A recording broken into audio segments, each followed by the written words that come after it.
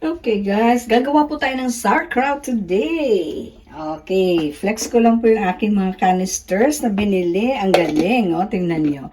So, syempre, huhugasan natin yung ating mga canisters before using them. Okay, ayan. Tingnan nyo po. Oh, hindi na siya mahuhulog. Look, kasi parang nag-ano siya dito. Galing, no? 600 pesos ang original price, but since it's a sale, 300 plus na lang. So, imagine niyo yung maganda talaga pag may sale, no? Ayan. So, since we are preparing for something, kailangan talaga natin mag-preserve. Diba? Hindi natin alam kung ano mangyayari sa mga susunod na araw. Kaya sauerkraut is one of those na magaling na i-preserve. Gagawa din tayo ng mga atsara at kung ano-ano pa para meron tayong mga preserves at we can imbak them. Okay, tatago nyo and you can eat them. Parang expiration niya 7 months. Imagine, may 7 months kayo na food supply. Food security lang yun, guys. Okay, ang ganda nila, no? So, pagkatapos nating hugasan sila para sigurado na malinis bago mo gamitin, ayan na siya. Ready na siya. Patutuyuin natin, pinabaliktad natin siya muna. Yes, para matuyo yung sa loob niya bago tayo gumawa ng ating sauerkraut. Okay, what is it made of? Cabbage lang, guys. Cabbage lang, salt, and if you want, lagyan mo pa ng ibang sangkap. Pero tanggalin po yung nasa labas nito. Hindi po natin alam kung ito po ay ginamitan ba ng mga ang tawag doon, fertilizer, o kung anong mga chemical ang ginamit doon po sa nag-plant nito. So, para sigurado tayo, tanggalan ng outer layer, tapos gagamitin nyo din po yung, kukuha kayo ng additional na layer para po sa pag-cover nyo. Okay, I'm sure hindi naman natin mapupuno lahat iyan. Pero, just in case, kasi may mga gagawin pa tayong iba pa later on. So, unahin na muna natin yung sauerkraut, pinakasimple pa, pero talagang maganda ang effect niya sa katawan. Kasi very nutritious po talaga. Very nutritious ang cabbage. Full of vitamin C, iba't ibang vitamina, and of course, meron siyang potassium na napaka-importante po sa ating katawan. Yung lactic acid po ay napaka-importante din at maraming bisa para sa ating good health. Okay, for your gut health. Ayan, natanggal na natin. Okay, meron na tayong pang cover. Of course, yung mga outer layers niya talaga ay hindi natin gagamitin yon for cover. So, itatapon po natin siya or pwede namang i-ano mo sa garden. Ilagay natin siya sa ating garden for additional nutrients for your plants. Yon. Okay, I have here my reusable container para magamit natin siya.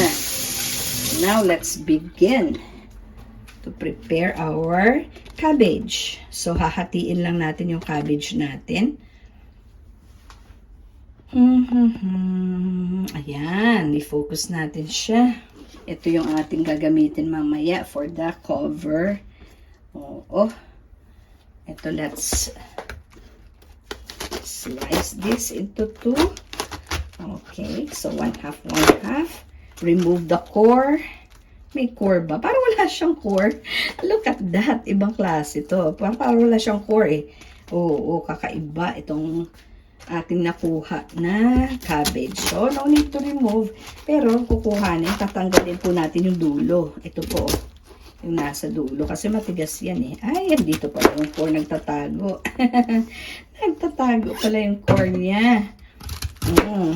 Yes, ayan na. Na-remove na natin. Ito din, Okay. And then, isa-slice lang natin siya into, i-quarter na. Na-half na natin siya. Na-quarter na natin siya. Tanggalin pa yung matigas na yan. At eto na ngayon, ang gagawin natin, we have to slice this thinly, very thinly. Yes, super thin. Super thin talaga. Okay. Kasi wala naman tayong shredder na mabilisan, no? So, anyway, this is just for the family. For personal consumption lang naman. Di naman to pang negosyo as of now. Malay mo. You can enter into a business naman later on, di ba? So, ayan. So, basta slice them thinly. Okay.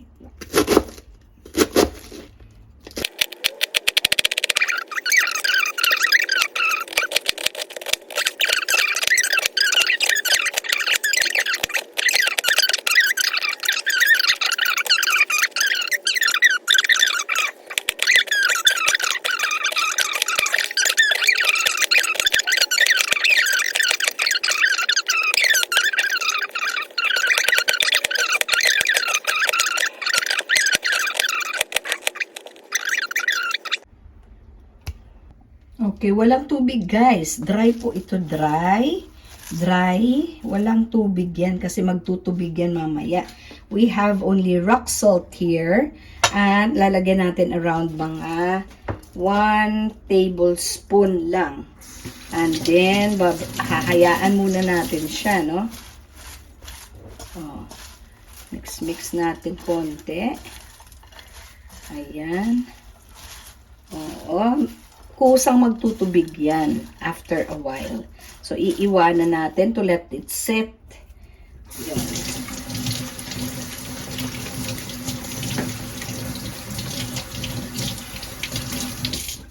And the process of fermentation will begin.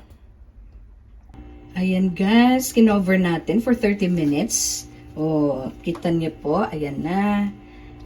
Okay. Titingnan natin kung meron ng water. Oh, may water na sa ilalim. Okay. May water na siya. Kusang nagtutubig yan. Kusang nagtutubig yan siya. You see? So, meron na tayong brine, no? Kasi kusang nagtutubig yan. Okay. So, hinalo-halo lang natin siya. Hinalo-halo. Para lumabas pa yung tubig lalo. Okay, at ilalagay na natin siya sa ating canisters. So, gagamitin natin canister.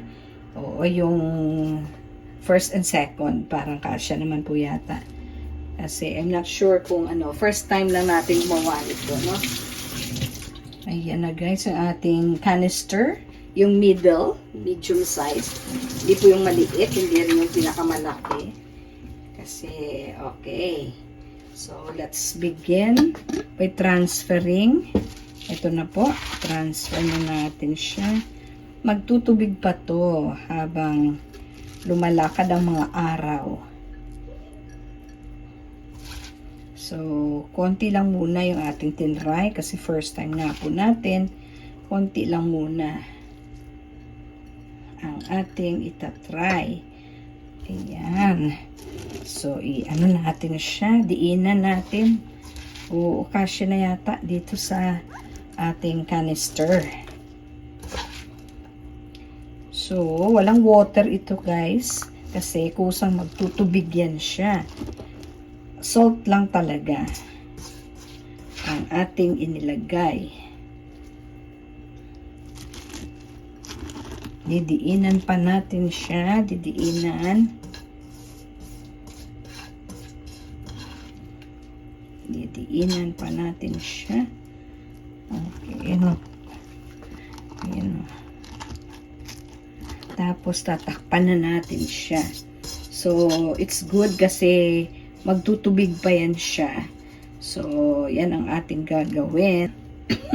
Ayan, madiin pa natin siya. Ayan o. Okay. Siya nito. Cover na natin siya. Alright. Oh, no heating. Oh, no water. No other preservatives added. Just salt. So, be the salt of the earth. Ayan. Kasi ang salt talaga ay preservative. Matagal na yan, preservative. Ayan guys, first natin na fermentation yan. Okay. At ito na yung ating bagong setup dito. Wala na yung bouquet. Okay na tayo ha. So dadagdagan natin yung ating food prep. Oo, bibili pa tayo ng ibang veggies, carrots, beets, cucumber, whatever. No, available for pickling ba.